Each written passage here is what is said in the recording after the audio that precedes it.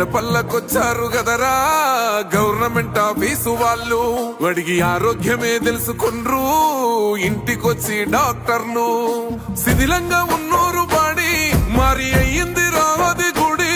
గుడి గంట కొట్టకుండా పేదోడి బతుకు వెలిగిపోతుంది గదరా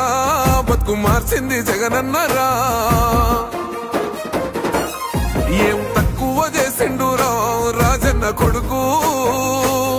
కోరి పథకాన్ని పంపిండురా పేదింటి వరకు ఏం తక్కువ చేసిండురా జగనన్న మనకు వైసీపీ జెండెత్తి పోదామురా ఆ గెలుపు కొరకు